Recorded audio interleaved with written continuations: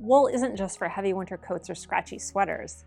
It's actually one of the most versatile fibers you can sew with, from lightweight base layers to cozy cardigans. I've been working with wool for decades, and I'm going to show you 12 different types that'll completely transform your sewing. By the end of this video, you'll know exactly which wool to choose for any project, making it so much easier to shop for fabric online. And you'll avoid those disappointing results when your garment feels too stiff, too scratchy, or just doesn't drape the way you imagined. What makes wool so special is that it's naturally breathable, insulating, and resilient. Unlike synthetic fabrics that can feel clammy or cotton that loses its shape, wool actually gets better with age. It regulates temperature, resists wrinkles, and bounces back from wear. But here's the thing.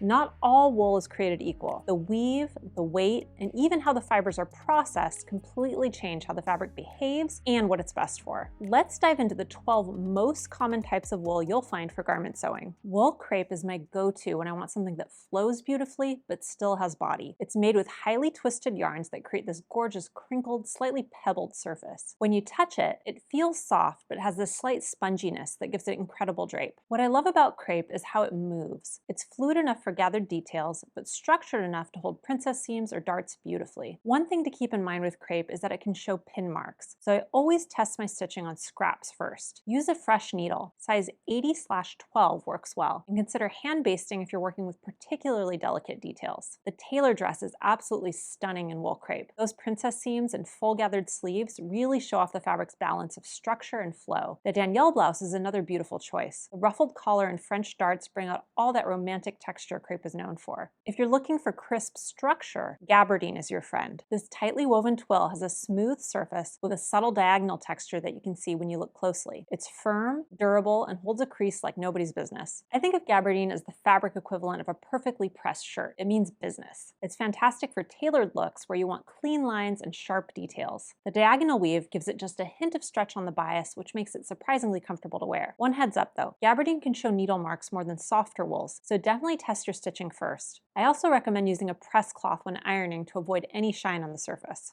The indigo coat is gorgeous in Gabardine. That inverted box pleat really stands out with the fabric structure. For something more fitted, the Ula dress takes on this sharp modern look that's perfect for work or special occasions. You're looking for styles that would benefit from a really sharp, crisp press. Don't think old pajamas here. Wool flannel is incredibly sophisticated. It's a woven fabric that's been brushed to create a soft nap on the surface, giving it that slightly fuzzy matte appearance. It's cozy without being bulky and way more refined than you might expect. Because flannel has a nap, meaning the surface fibers all lie in one direction, you'll need to cut all your pattern pieces facing the same way. Run your hand over the fabric and you'll feel the difference between smooth and slightly resistant directions. You could make the bud shacket in wool flannel and it would be a great layering piece for fall. There's something about flannel that just feels effortlessly cool while keeping you warm. The elm robe would be absolutely luxurious in wool flannel too. Imagine wrapping yourself in that softness every morning. My husband actually has a vintage wool flannel robe and it's super warm on those cool, crisp mornings. If you're intimidated by sewing with wool, suiting is where I'd suggest you start. It's a smooth, stable, medium weight fabric with crisp drape that's much easier to handle than lighter wools. Think of it as the training wheels of the wool world. Forgiving, but still giving you that polished, tailored look.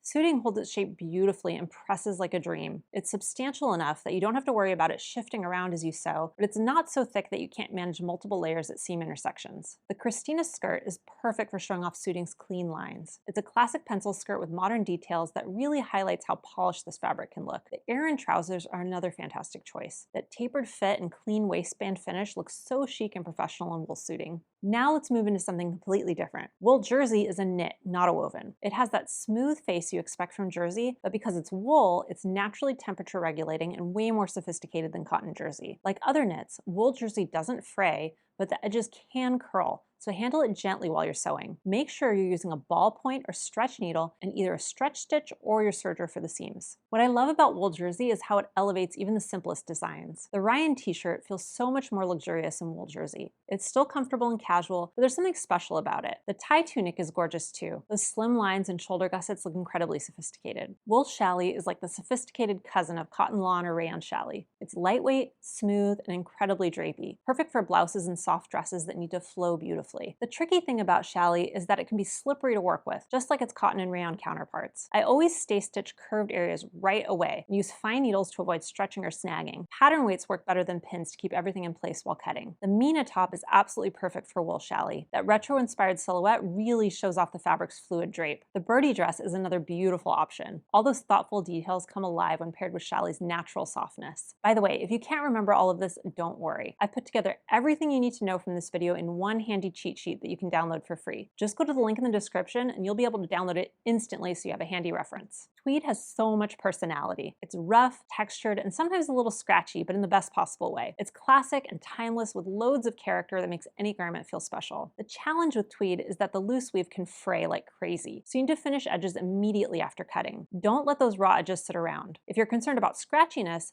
lining your tweed garments makes them much more comfortable to wear. The Keaton blazer looks incredible in tweed. That double-breasted, relaxed silhouette really lets the fabric's texture take center stage. The Dani pinafore is striking too, and because it includes full lining, you don't have to worry about any scratchiness against your skin. And if you caught my recent video on everything I'm planning to sew for fall, you'll know I'm making the Bryn dress in tweed right now. Coatings are heavy wool fabrics designed specifically for outerwear that needs to last for years. Think thick, warm, and incredibly structured. This isn't fabric you'll use for a summer blouse, but for the coat you want to wear for the next decade. Because coating is so thick, you'll need to adjust your sewing approach. Use a heavy-duty needle, at least size 100/16, and lengthen your stitch. Grade those seams to reduce bulk and consider top stitching instead of trying to press everything perfectly flat. But of course, you'll want to spend plenty of time pressing too.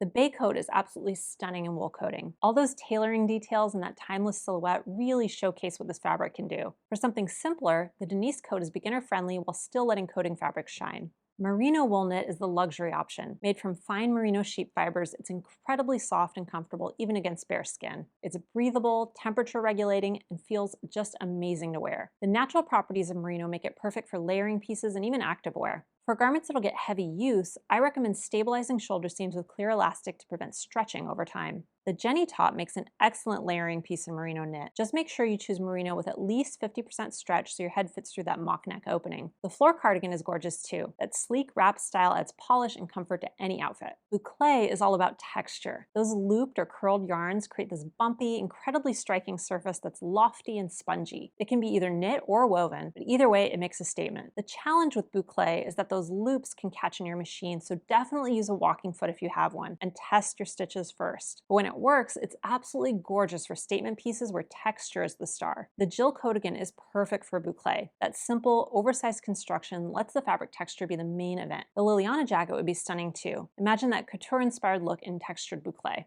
Double knit is my favorite wool knit to sew with because it's so stable and forgiving. It's made with 2 layers of interlock stitches, making it thicker than jersey, but still with just enough stretch. This example actually has different colors on each side, making it reversible, which you'll sometimes find with double knits. I think of double knit as the perfect compromise. You get the comfort and stretch of a knit with the structure of a woven. It's fantastic for pieces where you want both comfort and polish. Plus, the edges won't curl like other knits and it presses beautifully. The Milo cardigan is gorgeous in double knit. Relaxed but polished, perfect for layering. The Palmer pants are my secret pajamas. They feel like loungewear but look sharp enough to wear out. Thanks to the structure of double knit wool, you get the best of both worlds. Melton is dense felted wool that's incredibly thick and warm, perfect for pea coats and serious outerwear. What's amazing about Melton is that because it's felted, it barely frays at all, so seam finishing is optional. Use sharp shears when cutting Melton and a heavy needle for sewing. The fabric is substantial enough that you really need to respect its weight and adjust your techniques accordingly. The Baz coat is perfect for Melton. That unlined wrap style design makes the most of the fabric's felted texture without requiring any seam finishing. The Camden cape gains extra drama and warmth from Melton's incredible weight and body. Wool truly is one of the most versatile fibers you can sew with, and I love it almost year-round. But if you're planning projects for warmer weather,